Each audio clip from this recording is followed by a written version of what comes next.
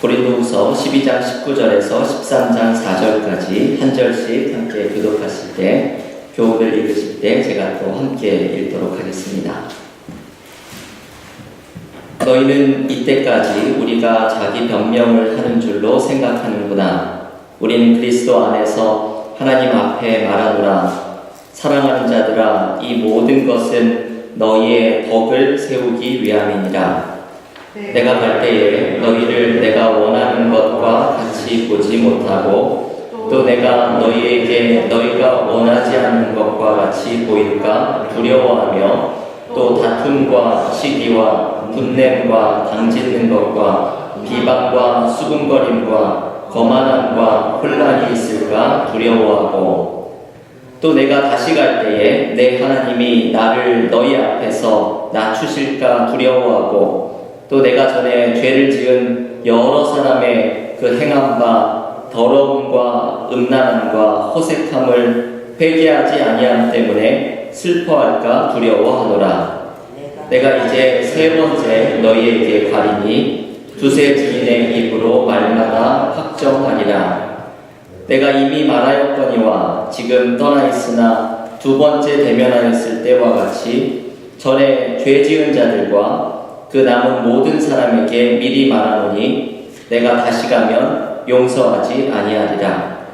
이는 그리스도께서 내 안에서 말씀하시는 증거를 너희가 구함이니 그는 너희에게 대하여 약하지 않고 도리어 너희 안에서 강하시니라. 함께 읽겠습니다.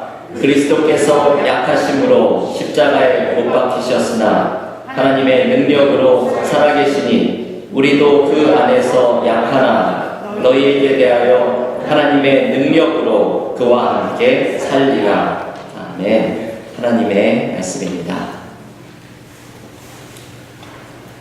오늘 고린도후서 묵상 28번째 시간입니다.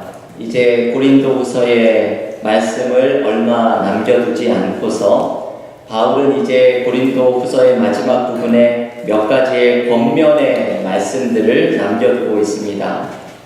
바울이 고린도 교인들에게 주려는 권면의 이 말들은 자칫하면 뭔가 잔소리처럼 들릴 수가 있지만 바울은 자신의 권면의 특징을 오늘 본문 고린도후서 12장 19절의 마지막에서 이렇게 말하죠. 이 모든 것은 너희의 덕을 세우기 위함이니라. 바울은 자신의 개인적인 생각을 말하려고 하거나 고린도 교회를 개척한 목회자로서 무언가 권위를 주장하려고 하는 것이 아니라 고린도 교회 교인들을 세우려고 하는 목적으로 이 권면들을 말을 하고 있다고 말합니다. 바울이 고린도 교회 교인들을 세우려는 목적으로 말하는 이 메시지의 중심에는 오늘 본문 고린도후서 13장 3절의 말씀이 있습니다.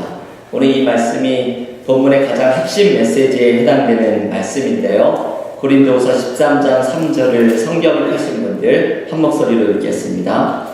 이는 그리스도께서 내 안에서 말씀하시는 증거를 너희가 구함이니 그는 너희에게 대하여 약하지 않고 도리어 너희 안에서 강하시니라. 아멘. 여러분, 이 마지막 표현이 참 중요한 말씀이죠. 그는, 곧 예수는 너희에게 대하여 약하지 않고 도리어 너희 안에서 강하시니라. 이것이 참 귀한 말씀입니다. 우리 안에서 예수께서 강하게 역사하신다고 바울은 말을 합니다. 약하고 약한 우리 안에서 예수께서 살아서 역사하십니다. 이것이 오늘 바울이 이야기하려고 하는 메시지의 중심에 있는 말씀이지요. 나는 약하지만 내 안에서 살아서 역사하시는 주님은 강하십니다. 여러분, 이 말씀을 평생의 좌우명처럼 붙들고 살아도 좋을 만한 말씀입니다. 나는 약하지만 예수는 내 안에서 강하시니라. 바울은 오늘 이 말씀을 전하고 싶어 합니다. 예수가 우리 안에서 강하시니라. 이 말씀을 붙들고서 고린도 교회 교인들에게 몇 가지 권면을 하려고 합니다. 오늘 본문에서 바울은 두 가지의 주제를 이야기를 하려고 하죠. 첫 번째는 고린도 교인들을 향한 권면의 말씀인데 고린도 교회 교인들의 덕을 세우기 위해서 바울은 여러 가지 권면의 말씀을 합니다. 때로는 이 바울의 권면이 참 강하지요. 여러분 오늘 본문에 고린도후서 13장 2절의 마지막에 보면 바울이 이렇게 말하죠. 내가 다시 가면 용서하지 아니하리라. 바울은 자신이 고린도 교인들의 어떤 문제에 대해서는 고린도 교회를 방문했을 때 결코 용서하지 않겠다고까지 말을 합니다. 이 바울이 말하는 권면의 수위가 아주 높은 것임을 알 수 있죠. 바울은 강하게 자신의 의견을 권면을 하는데 바울의 권면은 무조건적인 비판을 하는 것은 아닙니다. 자신의 생각과 논리로 비난을 하려는 것도 아닙니다. 바울의 권면의 특징은 우리가 지금 중심으로 붙들고 있는 말씀, 나는 약하나 예수가 내 안에서 강하시니라. 이 말씀이 바울의 권면의 기초입니다. 이 기초 안에는 두 가지 의미가 담겨 있죠. 먼저 내가 약하다는 것을 인정하는 것입니다. 바울은 이미 고린도후서 12장 10절에서 약한 그때가 강함이라고 고백을 드렸습니다. 그리고 바울은 자신의 약함을 자랑하겠다고 말을 했습니다. 바울의 권면에 그래서 근본적인 성격은 자신이 약하다는 것에 대한 인정으로부터 나옵니다. 여러분 이것이 바로 권면하는 사람의 자세가 되어야 합니다. 나의 덕을 세우려고 하는 것이 아니라 남의 덕을 세우기 위해서는 우선 나의 약함에 대한 고백으로부터 시작되어야 합니다. 유기성 목사님의 주 안에서 사람은 바뀐다는 책에 보면 한 이야기가 소개가 됩니다. 어떤 여성이 마트에 갔는데 3살짜리 손자를 데리고 온 할아버지를 보게 되었습니다. 이 할아버지가 슈퍼마켓에서 쇼핑을 하는 동안에 손자가 계속해서 할아버지에게 떼를 씁니다. 사탕 파는 데를 지나가면 사탕을 사달라고 조르고 과자를 파는 데를 지나가면 비스킷을 사달라고 조릅니다. 그때마다 할아버지는 진정해 윌리엄, 그리 오래 걸리지 않을 거야, 진정해, 이렇게 달래며 말합니다. 손자가 또 좀 지나가다가 떼를 쓰면 윌리엄 잠깐만 기다려, 몇 분만 있으면 이제 집에 갈 거야, 힘내, 계속해서 위로를 합니다. 나중에 심통이 난 손자가 계산대에서 물건을 내던지는 난동을 부리기 시작할 때도 할아버지는 윌리엄 진정해, 화내지 마, 5분만 있으면 끝나고 집에 갈 거야, 조금만 기다리자 윌리엄, 이렇게 말을 합니다. 이 모습을 계속해서 지켜보던 여성이 너무나 감명을 받았습니다. 이 할아버지의 인내심에 어떻게 저렇게 막무가내인 손자를 끝까지 참고 달래며 인내할 수 있은지 존경심마저 들었습니다. 그래서 이 여성이 그 할아버지에게 다가가서 말했습니다.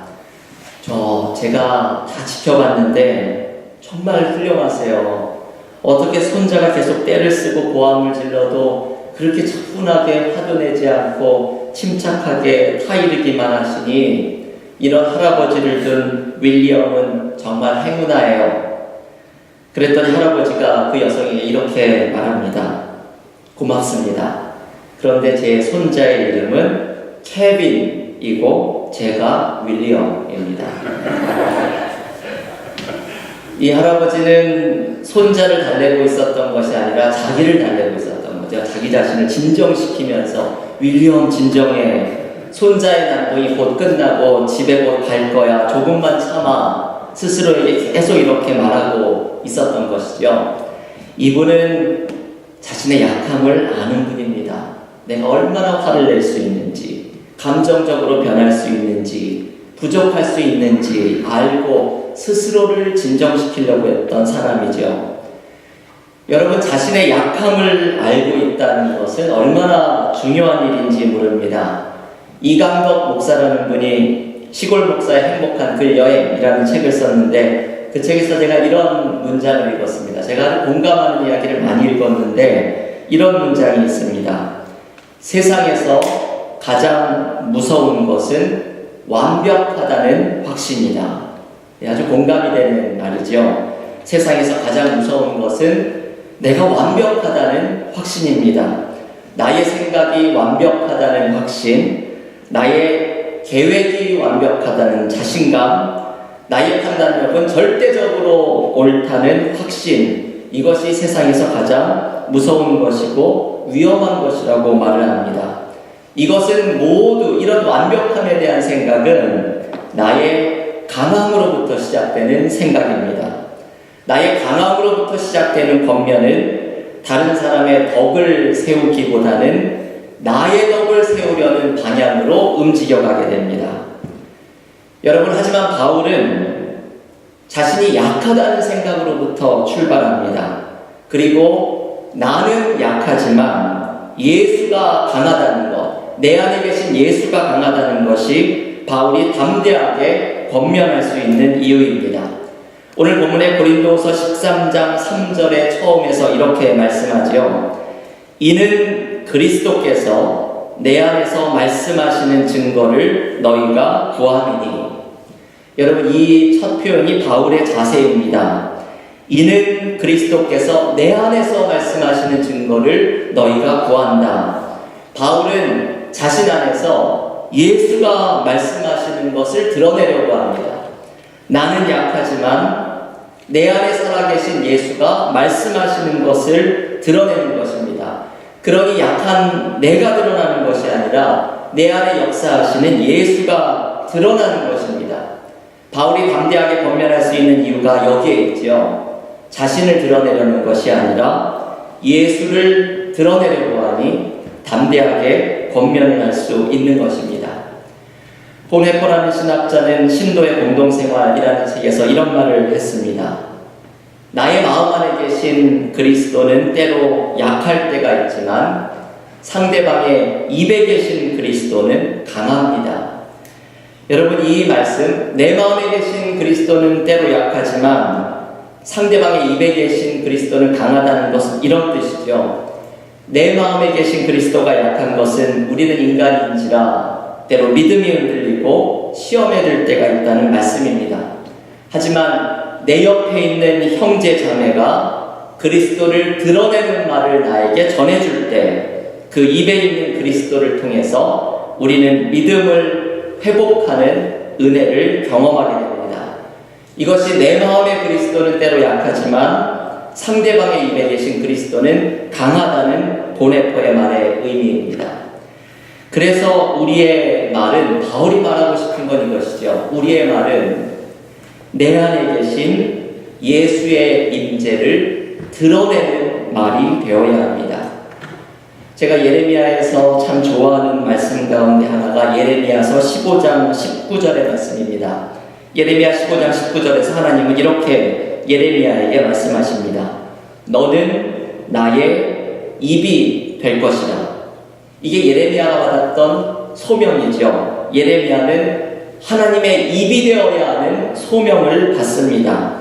이 말은 이런 뜻이죠. 예레미야는 그 입을 통해 하나님의 임재를 드러내고 하나님의 뜻을 드러내는 하나님의 입이 되는 것이 예레미야가 받았던 소명입니다. 오늘 바울은 우리에게 예수의 입이 되라고 우리에게 가르쳐줍니다.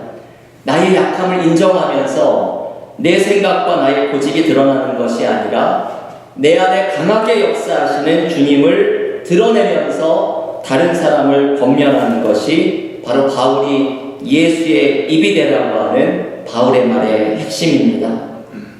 여러분, 이것이 바울이 생각하는 권면하는 사람의 중요한 자세입니다. 예수를 드러내는 것이죠.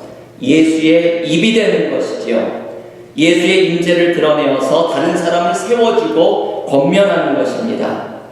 우리가 바울과 같은 자세로 다른 사람들에게 말하는 신앙인들이 될 수 있기를 원합니다. 내가 속한 가정과 일터와 교회에서 예수의 임재를 드러내는 예수의 입이 될 수 있기를 원합니다. 예수의 입이 되어서 다른 사람의 덕을 세워주고 내가 속한 공동체마다 세워지는 은혜를 나를 통해서 누리는 믿음의 교우들의 삶이 될 수 있기를 간절히 기원합니다. 두 번째, 바울은 권면이라는 이 주제에 이어서 두 번째 주제를 오늘 본문에서 소개합니다. 그것은 변화이지요.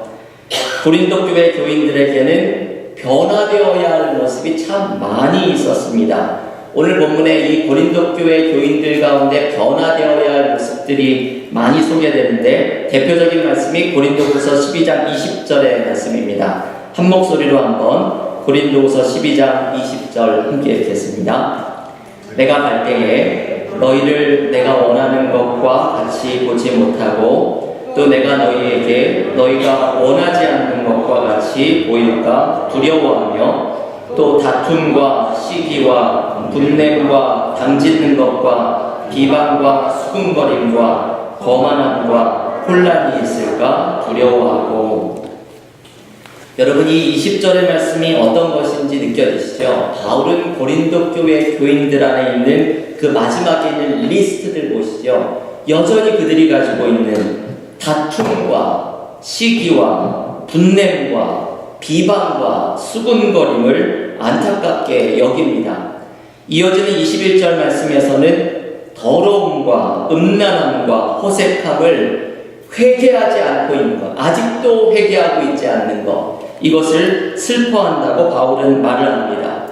바울이 생각하기에 고린도 교회 교인들은 그리스도인이기는 하지만 여전히 변화되어야 하는 삶의 모습을 가지고 있습니다. 여러분, 우리는 예수를 믿는다고 하면서도 변화되어야 하는 삶의 모습들을 많이 가지고 있습니다. 우리는 예수를 믿으면서도 참 변하지를 않지요. 제가 한 책에서 한국에서 70년대, 80년대 상습 절도범으로 유명했던 사람의 이야기를 읽었습니다.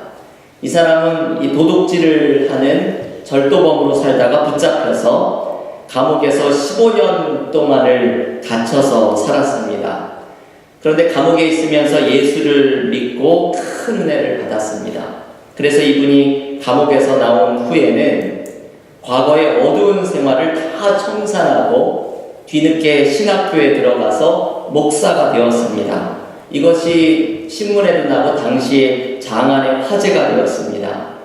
그래서 많은 사람들이 이제 이분이 변화받고 새로운 삶을 사나보다 생각할 때 기사가 났죠. 이 사람이 빈집에 들어가서 금품을 훔치다가 붙잡혀서 다시 감옥에 들어갔다는 소식이 전해졌습니다. 참 사람이 변하는 것이 너무나 어렵지요. 그런데 여러분, 오늘 바울은 우리가 사람이 변하는 방법이 있다고 소개해 줍니다. 그것은 오늘의 말씀을 기억할 때입니다. 나는 약하지만 예수는 내 안에서 강하시다. 할렐루야.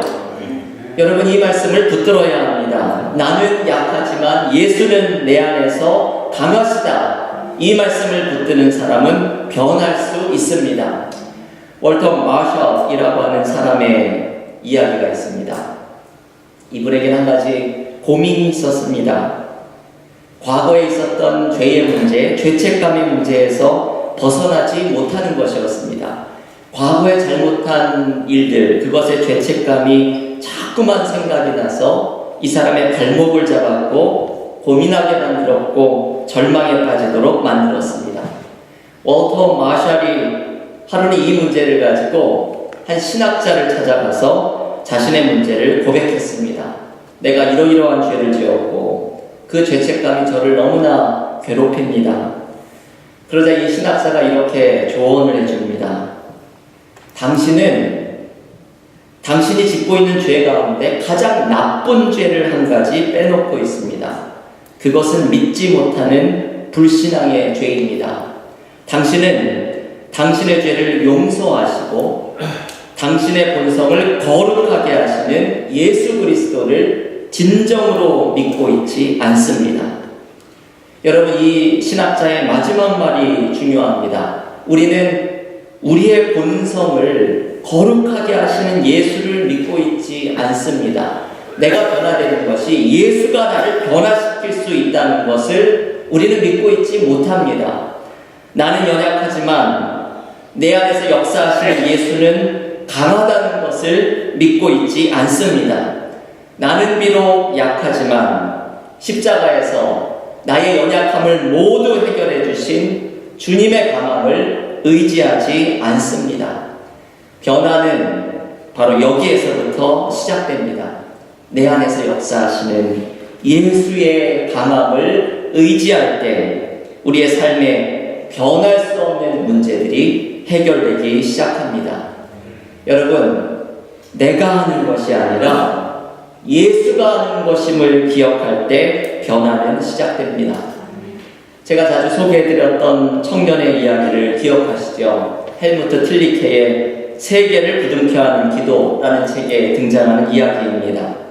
독일의 신학자이면서 유명한 설교가인 헬무트 틸리케 목사님에게 한 청년이 찾아와서 고민을 털어놓았습니다. 이 청년은 육신의 충동에 맞서서 싸우는 문제로 지칠 대로 지친 청년이었습니다. 오늘도 제가 이 청년의 이야기를, 그 책을 다시 펴서 읽어보았습니다. 저는 읽을 때보다 이 청년의 이야기가 참 공감이 됩니다. 아마도 이 청년은 어떤 중독의 문제로 고통을 당하는 청년이었을 것입니다. 자신의 충동을 억누르려고 애를 쓰면 애를 쓸수록 그 충동의 어두운 힘이 오히려 자신을 제압하는 것을 이 청년은 경험했습니다. 여러분, 이런 것을 경험해 보신 적이 있으신지 모르겠습니다. 어떤 문제 앞에서, 특별히 중독의 문제 앞에서 인간은 한없이 초라해지고 이 문제에 있어서 철저하게 무능력해지는 연약한 존재입니다. 그런데 이 청년이 틸리케 목사님에게 와서 이 문제, 이 중독의 문제를 해결하는 은혜를 경험했다고 간증을 나눕니다. 그것은 이 청년이 이렇게 기도를 드리면서부터 달라지기 시작했습니다. 예전에는 이렇게 기도를 드렸죠. 주님, 이 시험에 걸리지 않도록 저를 도와주십시오. 이 충동에 현혹되지 않도록 저를 도와주십시오. 이 기도를 드리다가 청년이 이 기도를 중지하고 이런 기도를 드리기 시작했습니다. 주님, 당신께서 내 안에 창조의 능력을 부어주셨으니 감사합니다. 내가 그 능력으로 당신께 영광을 돌리도록 도와주소서. 이 기도를 드리면서 이 청년은 중독의 소나기에서 벗어나기 시작합니다. 여러분, 이 두 기도의 차이를 아시겠어요? 첫 번째 기도는 내가 그것을 해결하도록 힘을 달라는 기도이고, 두 번째 기도는 오늘의 메시지로 표현하면 내 안에 계신 예수가 해결하는 것을 의지하는 기도입니다. 바로 오늘 바울의 메시지이지요. 나는 약하지만 내 안에 예수는 강합니다. 예수를 의지하겠습니다. 이것이 청년의 기도였습니다. 청년의 변화는 내 안에 역사하시는 예수의 강함을 의지하면서부터 시작되었습니다. 우리의 변화는 예수 안에서 변화되는 것입니다. 내가 변화시킬 수 없는 삶의 문제들, 내가 바꿀 수 없는 나의 옛자의 모습들을 내 안에서 역사하시는 예수의 강하심을 의지하면서 나아갈 때에 내가 변화시킬 수 없는 것을 도와주시는 예수의 능력을 경험하게 될 것입니다. 교회 여러분, 오늘 바울이 말하는 두 가지의 말씀을 기억하십시오. 누군가를 권면하려고 하거든 나는 약하다는 것을 인정하면서 내 안에 있는 예수의 임재를 드러내려는 사람이 되십시오. 나를 통해 예수가 드러나는 예수의 입이 되려고 하십시오. 내 삶의 문제를 해결하는 변화를 위해서는 나는 비록 약하지만 내 안에 역사하시는 예수의 강하심을 의지하십시오. 우리의 삶에 크고 작은 많은 문제가 있습니다. 오늘 저녁에 이 문제를 주님 앞에 내어놓으면서 우리의 삶의 문제 앞에 내 안에 계신 주님의 강하심을 의지하면서 삶의 문제가 해결되는 은혜를 경험하는 믿음의 도우들이 되시기를 간절히 기원합니다.